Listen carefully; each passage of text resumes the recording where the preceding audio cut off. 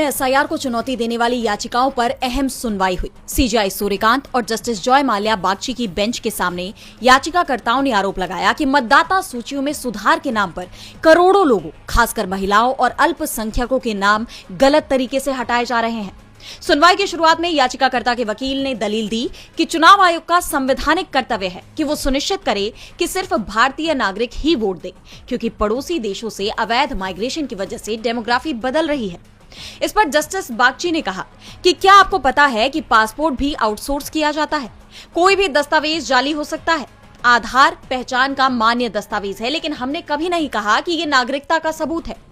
इस पर वकील ने कहा कि आधार असली हो सकता है, लेकिन उस पर कोई कंट्रोल नहीं है। कोई भी म्युनिसिपल सर्टिफिकेट लेकर आधार बनवा सकता है।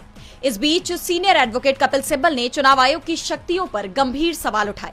उन्होंने कहा कि 1,82,00,000 लोगों की नागरिकता पर सवाल उठाना लोकतंत्र के लिए खतरनाक है। क्या इलेक्शन रजिस्ट्रेशन ऑफिसर यानी ईआरओ ये तय करेगा कि मैं भारत का नागरिक हूं या नहीं? इस पर जस्टिस बागची ने कहा कि अगर चुनाव आयोग नाम हटाता है तो आप केंद्र के पास जाकर उसे वापस जुड़वा सकते हैं। अंतिम फैसला नागरिकता कानून के तहत सरकार ही करती है। इसके जवाब में सिब्बल ने कहा कि लेकिन ईआरओ के पास ये शक्ति नहीं होनी चाहिए। अगर मेरे पास बर्थ सर्टिफिकेट नहीं है तो क्या वो मेरा नाम काट देगा? ये काम चुनाव से ठीक पहले रातों रात नहीं किया जा सकता। इसके बाद सीनियर एडवोकेट गोपाल शंकर नारायणन ने कहा कि वोट देना एक संवैधानिक अधिकार है। जो लोग पिछले 5 चुनावों से वोट दे रहे हैं, उन्हें अचानक अपनी नागरिकता साबित करने को क्यों कहा जा रहा है? वहीं याचिकाकर्ता योगेंद्र यादव ने डेटा के जरिए एसआईआर की प्रक्रिया पर सवाल उठाए। उन्होंने कहा कि जहां भी एसआईआर हुआ वहां जेंडर रेशियो गिर गया। अकेले बिहार में 60 लाख महिलाओं को बाहर कर दिया गया।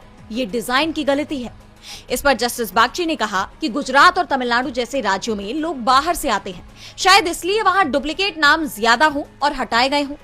इसके जवाब में योगेंद्र यादव ने कहा कि सिर्फ असम को छोड़कर हर राज्य में नुकसान हुआ है। लोग अपील नहीं कर रहे क्योंकि उन्हें मौका ही नहीं मिल रहा। वे बस दोबारा फॉर्म भरकर नए वोटर के रूप में जुड़ने की कोशिश कर रहे हैं।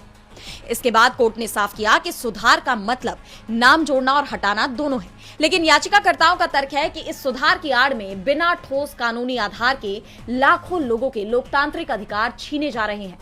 मामले की अगली सुनवाई 29 जनवरी को भी जारी रहेगी।